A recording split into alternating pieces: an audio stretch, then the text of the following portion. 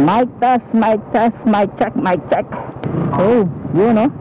Bibihira ka na lang talagang makita ng Wave 125. Palo! So ito na po ang makikita nyo dito sa Mangga Road. Pwede na kayo dito lulusot. So pag hindi ka madiskarte sa paglusot, kailangan diniskarte mauna. Paliwat ka ng singit. Shout out to brother, naka CBR 150 old type na CBR. Let's go! Wala! Tara!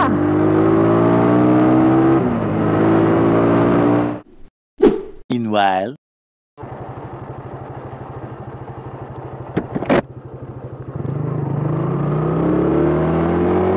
what's up? Good morning po sa lahat mga katrapax. Mic test, mic check. So ayan, tayo ay papuntang Mako para sunduin again ng ating wife at ihatid sa trabaho. Dito tayo sa may Orsoa Village Kanto.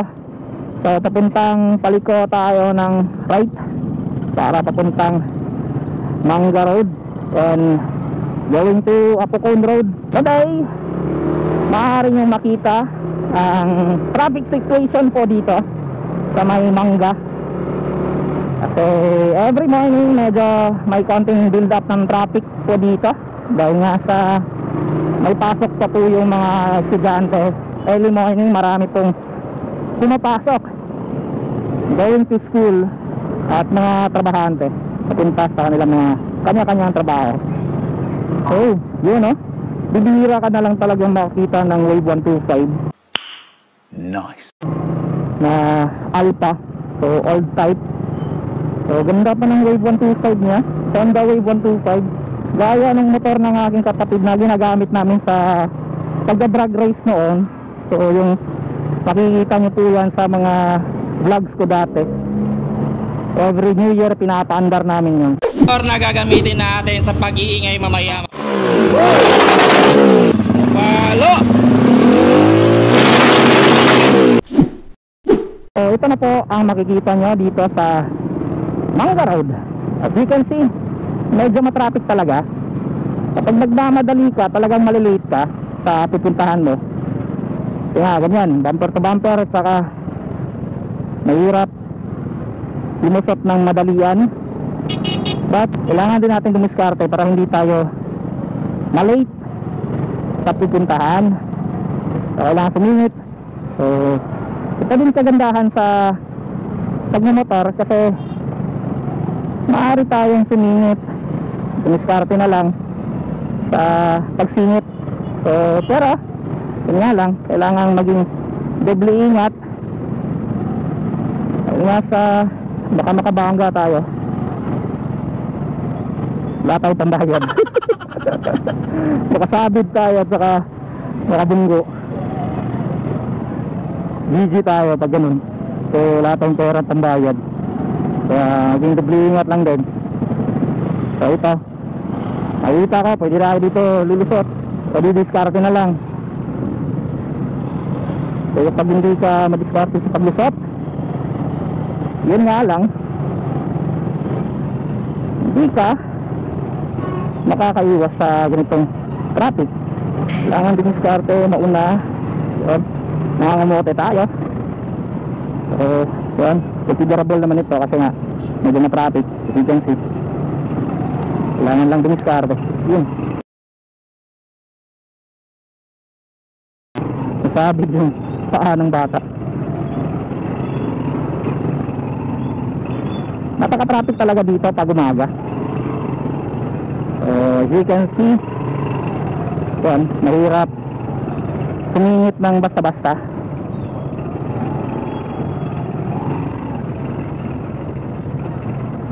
Kasi po itong Taguig City National High School, sa pagkakaalam ko, ito po ang pinakamaraming estudyante sa buong Taguig City. So this is one of the biggest high school na makikita nyo dito sa Taguig City. So ayan, traffic na traffic. kaliwat ka ng singit. So shoutout sa ating mga traffic enforcers. So sila po yung nagko-control ng traffic dito. So para din makadaan ng maayos o makatawid ng maayos yung mga estudyante sa kabilang lane, sa kabilang side. So let's go, medyo all goods na. Yan nga, dito din aside doon sa sa Manga High School or Tagum City National High School, meron din kasi ditong Manga Elementary School o dito sa elementarya ng Manga. So medyo traffic din dito na side kasi dalawa ito yung sa high school at saka sa elementary na school. So shout out to brother naka CBR 150 old type na CBR kagaya ni Blue. So shout out to brother Blue. So ayan o, CBR 150, the old version ng CBR. Ayan po si brother, shout out. So si Blue po ay yan, ang motor kasi niya is CBR 150 kagaya nito. So you can check his channel sa kanya mga ginagawang vlog. So ayan, let's go. Kailangan ko magmadali kasi ilang oras na lang, konti na lang natitira. Yan so, medyo matraffic na ngayong araw, sobrang matraffic na nga talaga. So let's go. So, pwede nang bumelo kasi dadaan pa tayo ng gasoline station. As you can see naman, 1 bar na lang yung Raider ko. Napakatakaw talaga ng gasolina kapag Raider cab ang gamit mo. Kawawa ka talaga, laging nauubusan ng gas. Pero the good thing naman talaga sa ganitong motor, yung Raider 150, nabibigay naman yung gusto mong power. Hindi gaano kalakasan gaya ng mga malalaking cc, but when it comes to 150cc, all goods naman kasi hindi ka naman naaalanganin sa pag-overtake kasi nga may power. So kaya nga tinawag itong King of Underbone. So sa mga hindi po nakapanood sa aking last vlog patungkol dito sa aking Raider 150 in terms sa specs at saka patungkol sa Raider 150, ay panoorin nyo po sa aking vlog, sa nakaraang vlog ko. So let's go, dito na po tayo sa may kanto ng Speak and Grail. So dyan sa may kanto papunta dito, punta na tayo ng Mako. But yan nga, dadaan muna tayo ng gasoline station para magpagas. Ayan, napakon road na po tayo. Kaya popcorn na. So sa mga nanonood talaga sa akin, palagi po ako dito dumadaan. Ayan po din yung motor trade dito sa Apocon Road. So someday bibisitahin din natin yan at gagawan din natin yan ng price update sa kanilang mga presyo sa iba't ibang motor na binibenta nila. So dito nyo po din matatagpuan yung DC Tagum College. So dito po din yan sa Apocon Road. Up. Excuse me po. So yan, may bunggo sa likod. Kailangan mag-iingat sa pag-overtake. Medyo matraffic din pala dito sa Apocon sa araw na ito. Hindi tayo makabuelo. So shoutout sa mga motovlogger dito sa Tagum City, especially kay Brother Blue, the aspirant motovlogger in terms sa mahilig yun sa speed, magigipaghabulan sa daan. Yan ang trick niya, yan ang mga content niya. Kasi yan, speaking of the way he talks, para siyang si Red Motovlog kung magsalita. May kaunting kahawig yung kanyang boses kay Sir Red Motovlog, kay Idol. Kaya let's go. Medyo maluwag na dito. Pam. Ayan, masarap yung araw ngayon, hindi masyadong mainit, tamang tama lang yung sikat ng araw. Teka. So andito na po tayo sa kanto sa regional hospital. So dyan po yung regional kanto.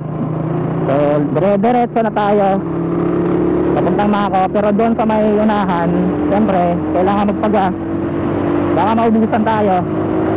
So as you can see, napakarami po mga palm trees na makikita nyo dito rin sa may USEP Tagum. So ito po yung USEP Tagum. Yan po, USEP Tagum, University of Southern East Philippines. So yan po ang USEP. Napakalaki po yan. Ang masasakop niyan papuntang doon. So yan, let's go. Commonly kapag papasok at lalabas kayo ng Tagum City, marami kayong makikita ang mga ganito, mga palm trees po. So kaya po tinawag ang Tagum City as Palm City of the Philippines. So sarap po sa kanila dito. Dito po tayo magpapagas.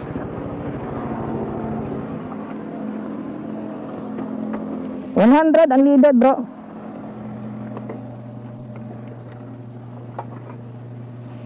Yan. Mga magpagas. Mga call. Ayan. So ang kanilang ano dito, gas is, yung diesel is 51.95, ang premium is 57.45, at saka yung regular ay 57.25 po ang regular nila dito. So dito po yan sa ASAP Supergas. So that's it. So sarap po sa kanila dito. So tayo gagayak na. Medyo alanganin na sa oras. Tara.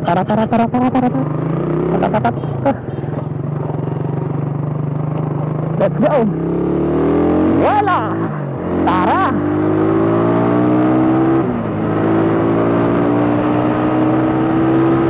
So pasensya mga kamote tayo. Para sa kanila, sa mga nagbabike. Mabakbak po talaga ako para hindi malate po ang aking wife at masundo ko nang hindi siya nalilate masyado sa kanyang trabaho. Let's go! Nangangamote ako pero dubling at paray. Damn! Kasi hindi naman ako bumabakbak kapag alam kong medyo alanganin. So presence of mind lang talaga kapag nagmomotor ka ng ganitong klaseng facing. So yan, presence of mind and be aware lang palagi sa lahat ng tumatakbo.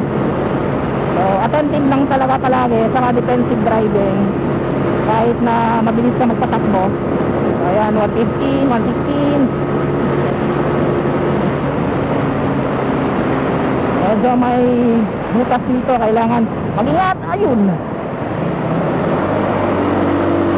Dito na po tayo sa Iho Bridge. Let's go. Ito po ang Iho Bridge. Matagal na po ito, hindi pa nila tinatapos talaga. Ewan ko lang kailan pa yun matatapos. Gaya ng mga nakaraang kong vlog, last year pa yan, hindi pa natatapos. So sana po sa mga DPWH, hindi ko alam bakit hindi nila tinatapos agad yan. Marami na siguro nadidisgrasya doon. So yan, dito na po tayo sa malapit sa Iho. So let's go. Tatan. So the good thing kasi naman dito sa amin, malalapad naman po yung mga daan, hindi po masikip. So walang problema kung babakbak ka kasi maluwag at wala ka nang poproblemahin sa pag-overtake kasi hindi naman siya ganun kasikip. Tagpo-4 lanes po yan, oh. So as you can see, so for me, bumabakbak ako as long as hindi ka lang lalagpas dyan sa sa straight line para safe po tayo.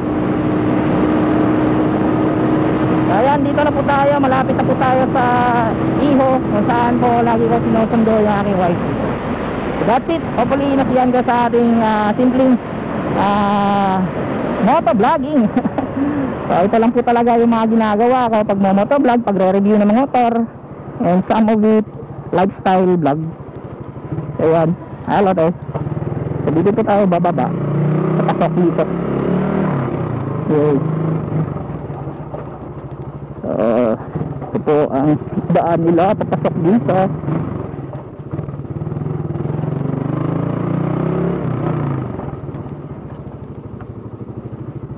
Ayan, dito na po tayo.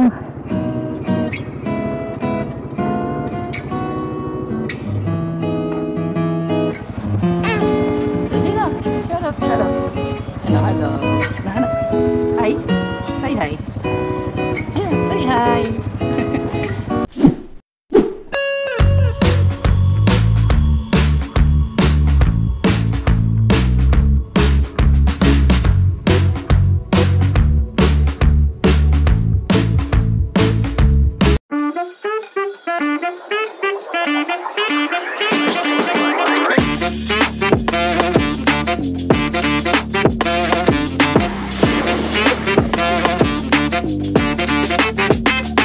What's up mga katrapak? Good morning po.